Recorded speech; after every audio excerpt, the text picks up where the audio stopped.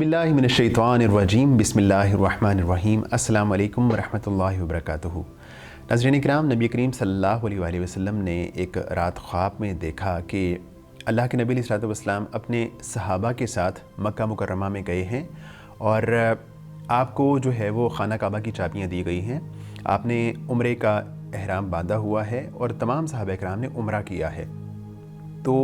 ये ख्वाब अल्लाह के नबी अलैहि वसल्लम ने अपने सहाबा इकराम को सुनाया तो सहाबा इकराम ने ये समझा कि इस ख्वाब की ताबीर ये है कि इसी साल हम लोग मक्का मुकर्रमा में जाएंगे और वहाँ जाके उम्रा अदा करेंगे। तो उसके बाद नबी करीम सल्लल्लाहु अलैहि वसल्लम ने सहाबा इकराम को उम्रे पे जाने के लिए तैयारियां करने का हुक्म इरशाद फरमाया और अल्लाह के नबी अलैहि वसल्लम ने ख़ुद भी उम्रे की तैयारी की और अल्लाह के नबी अलैहि वसल्लम अपने काफ़ी सारे सहाबा इकराम के साथ जो है वो मदीना मुनव्वरा से निकले।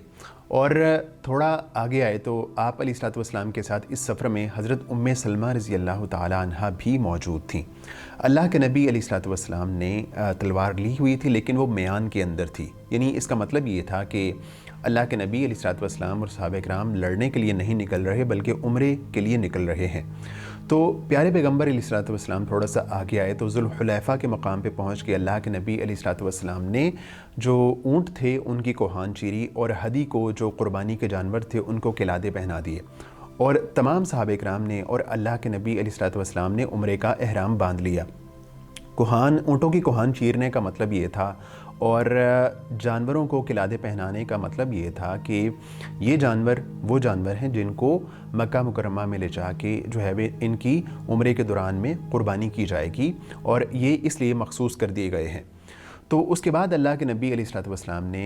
कबीला बनी मखज़ूम में से एक जासूस को आगे रवाना फरमाया कि आगे जाके देखा जाए कि मुख्तलिफ़ जो कबाइल हैं कुरैश के और दीगर जो कबाइल हैं उनकी क्या सूरत हाल है और वो क्या सोच रहे हैं। तो वो जासूस जब वापस आया तो उसने आके अल्लाह के नबी अलैहि वसल्लम को बताया कि मैं काब बिन लुवई को इस हाल में छोड़ के आ रहा हूँ कि उसने बहुत सारे कबाइल को अहाबीश को इकट्ठा कर रखा है और उसका मकसद ये है कि मुसलमानों को उम्रा करने से रोका जाए और इनको किसी भी हालत में उम्रा करने की इजाज़त ना दी जाए। तो उसके बाद नबी करीम सल्लल्लाहु अलैहि वसल्लम ने अपने सहाबा इकराम से मशवरा किया कि मेरे सहाबा, इस बारे में तुम मुझे क्या मशवरा देते हो? क्या हमें ये करना चाहिए कि जो कबाइल हमें रोकना चाहते हैं उनके साथ दो दो हाथ किए जाएं, उनके साथ लड़ाई की जाए, जंग का आगाज़ कर दिया जाए, या तुम मुझे ये मशवरा देते हो कि हम इनका रास्ता जो है वो छोड़ के किसी और रास्ते से मक्का का रुख करें? तो जनाब अबू बकर सिद्दीक़ रज़ी अल्लाह ताला अन्हु ने मशवरा दिया कि ए अल्लाह के रसूल, हम मक्का मुकरमा जो जा रहे हैं वो लड़ाई की नीयत से नहीं जा रहे, हम तो वहाँ उम्रा करने के लिए जा रहे हैं। तो हमें इनसे जो है वो इनको इग्नोर करके जो है किसी और रास्ते से मक्का का रुख करना चाहिए। तो उसके बाद जो है अल्लाह के नबी अलैहि वसल्लम ने उनकी राय को पसंद किया और रास्ता बदल के जो है वो आगे बढ़ते रहे। उधर जो मक्का के कुरैश थे उन्होंने अपनी जो मजलिस थी, अपनी मीटिंग थी बड़े सरदारान कुरैश की, वो बुलाई और फ़ैसला चाहा कि हमें जो मुसलमान मक्का मुकर्रमा आ रहे हैं उनके बारे में क्या फ़ैसला करना चाहिए। तो तमाम लोगों की राय ये थी कि हम इनका रास्ता रोकेंगे और इनको उम्रा करने की इजाज़त नहीं देंगे। तो उसके बाद नबी करीम सल्लल्लाहु अलैहि वसल्लम और लश्कर ने एक चश्मे पे नुज़ूल फरमाया। तो वो चश्मा, उसमें पानी बहुत थोड़ा था। सहाबा इकराम ने जब उस पानी को पिया तो वो पानी ख़त्म हो गया। तो अल्लाह के नबी अलैहि वसल्लम ने इरशाद फरमाया कि मेरे तुरकश में से एक तीर निकालो और उसको जो है इस चश्मे के पानी में रख दो। तो ऐसा ही किया गया। तो उसके बाद उस चश्मे का पानी इतना बढ़ गया कि तमाम सहाबा इकराम ने सैर होकर पानी पिया, लेकिन उसमें से कोई भी कमी वाक़ई नहीं हुई। उसके बाद जो कुरैश थे और दीगर कबाइल थे उनमें से एक आदमी बुदैल बिन वर्क़ा, जो कि जो है उन कबाइल में मुसलमानों के लश्कर के बिल्कुल सामने वाली साइड पे मौजूद थे और बुदैल बिन वर्क़ा उनमें से एक सरदार बनु मखज़ूम में से, वो आता है अल्लाह के नबी अलैहि वसल्लम के पास और बातचीत का आगाज़ करता है। तो अल्लाह के नबी अलैहि वसल्लम उससे कहते हैं कि देखो, हम लोग जो यहाँ आए हैं हम उम्रा की नीयत से आए हैं, हम किसी से लड़ने नहीं आए और इन लड़ाइयों ने कुरैश को और मुसलमानों को थका दिया है। अगर ये चाहते हैं कि मेरे साथ एक मुद्दत तक अहद कर लें तो मैं इस बात पे तैयार हूँ अहद करने के लिए, लेकिन اگر یہ لوگ چاہتے ہیں کہ ہمارا راستہ روکیں اور ہم سے لڑائی کریں تو میں ان سے ضرور لڑائی کروں گا، یہاں تک کہ اللہ تعالیٰ ان کے درمیان اور میرے درمیان فیصلہ کر دے اور اللہ تعالیٰ میری گردن تن سے جدا کر دے، میں ان کے بارے میں اپنے دین کے معاملے میں ضرور لڑائی کرتا رہوں گا۔ تو بدیل بن ورقہ جب واپس اپنے لوگوں کے پاس گیا تو ان کے جو ذرا ایموشنل لوگ تھے، جذباتی نوجوان تھے، انہوں نے بدیل کی بات سننے سے ہی انکار کر دیا، اور جو سمجھدار لوگ تھے، وائز تھے، انہوں نے بدیل سے کہا کہ بدیل بتاؤ اللہ کے رسول علیہ الصلوۃ والسلام نے کیا کہا ہے۔ تو بدیل نے وہ ساری صورتحال جو ہے وہ ان کو بتائی۔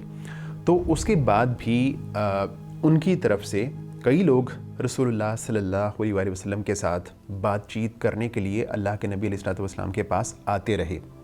اور سب سے آخر میں عروہ بن مسعود ثقفی ان کی طرف سے اللہ کے نبی علیہ الصلوۃ والسلام کے پاس آیا اور نبی کریم صلی اللہ علیہ وآلہ وسلم سے آ کے میٹنگ کی، بات چیت کی۔ عروہ بن مسعود جب یہاں پہ آیا تو اس نے صحابہ کرام کا اللہ کے نبی علیہ الصلوۃ والسلام کے ساتھ جو محبت اور پیار اور عقیدت کا تعلق تھا اس سے بڑا امپریس ہوا، اور اس نے جا کے اپنے لوگوں کو کہا کہ وہ تو صحابہ تو اللہ کے نبی علیہ الصلوۃ والسلام کے جسم سے گرا ہوا جو وضو کا پانی ہے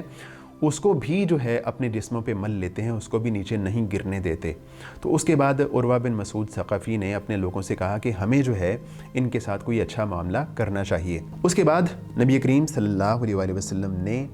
حضرت عثمان رضی اللہ تعالی عنہ کو